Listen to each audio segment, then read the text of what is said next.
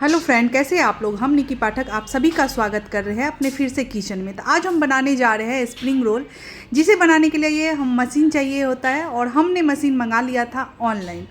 तो यहाँ पे हम स्प्रिंग रोल बनाने के लिए एक आलू ले लिए, उसे छील लिए और छीलने के बाद ये मशीन में डाल के इसको देख सकते हैं आप कितने आसानी से ये स्प्रिंग रोल मतलब स्प्रिंग पोटैटो बन के तैयार हो जाता है। और ये हमसे नहीं बन रहा था, तो हमने अपने हस्बैंड से बोले तो उन्होंने बना के तैयार कर दिया बहुत आसानी से और मुझे भी सिखा दिया। तो बहुत आसानी से ये इस पे मशीन पे बन जाता है। एक बार इसको आइडिया लगाने की ज़रूरत होती है। इसके बाद हमने सारा स्प्रिंग पोटैटो बना के तैयार कर दिया और इसे पानी में डाल के रख दिया। यदि आप लोग बाहर रखेंगे ना तो ये काला हो जाता है। वैसे भी आलू काट के बाहर नहीं रखना चाहिए क्योंकि वो काला हो जाता है। और इसके बाद हम इसका घोल तैयार करें। घोल में डाले हैं मैदा, नमक, मिर्ची पाउडर, गरम मसाला, चाट मसाला, हल्दी और इसमें पिज़्ज़ा पास्ता सॉस डाल के हम इसका घोल तैयार कर लेंगे। जैसे पकोड़े के लिए घोल तैयार करते हैं बिल्कुल वैसे ही।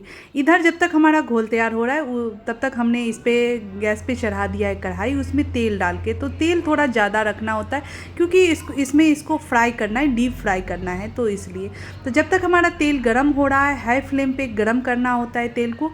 और तब तक हम ये स्प्रिंग पोटैटो में सारा ये घोल हम एक कोटिंग चढ़ा देंगे। और कोटिंग चढ़ाने के बाद आप लोग देख सकते हैं कितना सुंदर लग रहा है ना मार्केट जैसा। मार्केट में ये स्प्रिंग पोटैटो बहुत महंगा मिलता है। जैसे दिल्ली में मिलता है 150 में एक। आप लोगों की तरफ कितने का मिलता है वो ज़रूर बताइएगा।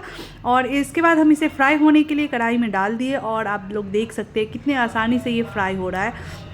और जब ये गोल्डन कलर का हो जाएगा ना तो तब इसको हम निकालेंगे। तो बिल्कुल ये गोल्डन कलर का हो गया। मार्केट में थोड़ा बड़ा ज़रूर मिलता है क्योंकि उन लोगों का ना आलू थोड़ा बड़ा रहता है और हमारा आलू मीडियम साइज़ का था, इसलिए ये मीडियम साइज़ का बना है। इसके बाद इस पर चाट मसाला और मेयोनीज़ और पिज़्ज़ा पास्ता सॉस लगा के इसको तैयार कर देंगे हम। और आप लोग देख सकते हैं जो ये बिल्कुल लग रहा है ना मार्केट जैसा। ये जब फाइनल बन गया ना तो हमें भी नहीं लग रहा था इतना अच्छा बनेगा और खाने में तो बहुत टेस्टी लगा। देखने में ही इतना अच्छा लग रहा था तो सोच सकते हैं खाने में कितना अच्छा लगा होगा।